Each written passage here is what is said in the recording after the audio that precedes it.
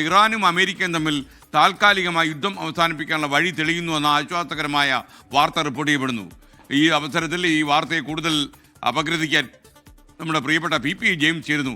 Good morning P James. Good morning S K. Hi. Hi hi hi. നല്ല hi പറയാം. അല്ല, തീർച്ചയായിട്ടും അല്പം ആശ്വാസം വരുന്നുണ്ട്. അതുകൊണ്ട് ഹായ്ക്ക് ഒരു സ്ട്രെങ്ത് ഉണ്ട്. എന്താണ് ഹോർമോസ് കടലിടുക്കെന്നുള്ള വിവരം പറയൂ. ഹോർമോസ് കടലിടുക്ക് തുറക്കാനുള്ള സാധ്യതകൾ തെളിഞ്ഞുകൊണ്ടിരിക്കുന്നു. പിന്നെ പലതവണ ഇങ്ങനെ സാധ്യതകൾ തെളിഞ്ഞതാണ്. അതുകൊണ്ട് ഞാൻ തർപ്പിച്ച് പറയുന്നില്ല എസ് കെ. എന്തായാലും ഇറാനും അമേരിക്കയും തമ്മിലുള്ള യുദ്ധത്തിൽ ഇപ്പോൾ വെടിനിർത്തലാണ്. അത് ഒരുപക്ഷെ താൽക്കാലിക യുദ്ധവിരാമത്തിലേക്ക് പോകാൻ സാധ്യത എന്നുള്ള വാർത്തകളാണ് ഇപ്പോൾ വന്നുകൊണ്ടിരിക്കുന്നത്. പ്രത്യേകിച്ച് ഇറാനും അമേരിക്കയും പല കാര്യങ്ങളിലും വിട്ടുവീഴ്ചയ്ക്ക് തയ്യാറാവുന്നു എന്നുള്ളതാണ്. രണ്ട് ഭാഗത്തുനിന്നും വലിയ പ്രഷറുണ്ട്.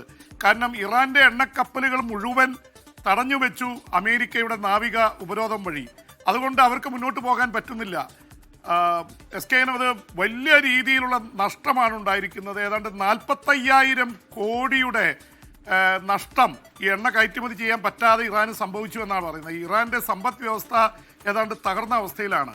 അപ്പോൾ അതൊരു ഭാഗത്ത്. അമേരിക്കയെ സംബന്ധിച്ചുള്ള അമേരിക്കയിൽ വലിയ എതിർപ്പാണ് ട്രംപിന്റെ ഈ നയങ്ങൾക്കെതിരെ. ഗൾഫ് രാജ്യങ്ങൾ മുഴുവൻ നിർബന്ധിക്കുന്നു. ഇപ്പോൾ പാകിസ്ഥാൻ നടത്തുന്ന ഒരു മീഡിയേഷനിലാണ് ഇപ്പോൾ ഇറാനും അമേരിക്കയും തമ്മിൽ ഏതാണ്ട് ഇതിൻ്റെ അടുത്തെത്തി നിൽക്കുന്നുവെന്ന് ട്രംപ് തന്നെ പറഞ്ഞിരിക്കുകയാണ്. ഇറാൻ അത് പഠിച്ചുകൊണ്ടിരിക്കുന്നു, ഞങ്ങൾ പറയാമെന്ന് പറയുന്നു. ഒരു 5 വർഷത്തേക്ക് അണ്വായുധ നിർമ്മാണമോ അല്ലെങ്കിൽ സമ്പുഷ്ടീകരണം, യുറേനിയം, അതിൽ നിന്നൊക്കെ പിന്നെ മാറി നിൽക്കാമെന്ന് ഇറാൻ പറയുന്നു. പക്ഷേ 20 വർഷത്തേക്ക് മാറി നിൽക്കണമെന്നാണ് അമേരിക്ക പറയുന്നത്. അമേരിക്ക കുറേ ആവശ്യങ്ങൾ വേറെ ഉന്നയിച്ചിട്ടുണ്ട്. എന്തായാലും നാവിക ഉപരോധം പിൻവലിക്കാനും ഹോർമോസ് കടലിടുക്ക് തുറക്കാനും സാധ്യത തെളിഞ്ഞിട്ടുണ്ട്. അതുകൊണ്ട് എണ്ണവില താഴുന്നു എന്നുള്ളതാണ് എസ് കെ. ഇന്ത്യ പോലുള്ള രാജ്യങ്ങൾക്ക് വലിയ ആശ്വാസ വാർത്തയായിട്ട് വരുന്നത്. കാരണം ഇപ്പോൾ $100 താഴെയായിരിക്കുന്നു. വലിയ 120ഉം 124ഒക്കെ പോയതാണ്. അപ്പോൾ അതൊരു വലിയ ആശ്വാസ വാർത്തയാണ്. എന്തായാലും പാകിസ്ഥാൻ ഇതിനിടയിൽ രണ്ട് കക്ഷികളുമായിട്ട് വലിയ ചർച്ച നടത്തുന്നുണ്ട്. പാകിസ്ഥാൻ എങ്ങനെയെങ്കിലും ഒരു മീഡിയേറ്റർ റോളിൽ വന്ന് വിജയിക്കാനുള്ള നീക്കത്തിലാണ്. പലതവണ പരാജയപ്പെട്ടതാണ്. ഇന്ത്യയെ സംബന്ധിച്ചിടത്തോളം പാചകവാതകവും അതുപോലെ എണ്ണവില കൂടുന്നതൊക്കെ വലിയ രീതിയിൽ 140 കോടി ജനങ്ങളെയൊക്കെ ബാധിക്കുന്ന തരത്തിലേക്ക് പോയതാണ്. ഹോട്ടലുകൾ ഇന്നലെ അടച്ചിട്ടിരുന്ന കഥകളൊക്കെ നമുക്കറിയാവുന്ന. അപ്പോൾ സ്വാഭാവികമായിട്ട് ഇതൊരു വല്ലാത്ത തരത്തിലേക്ക് പോകുന്നു.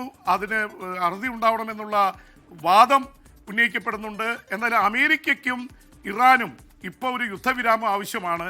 അത് ഇസ്രായേലാണ് അവിടെ പ്രതിയായിട്ട് വില്ലനായിട്ട് നിൽക്കുന്നത്. S K.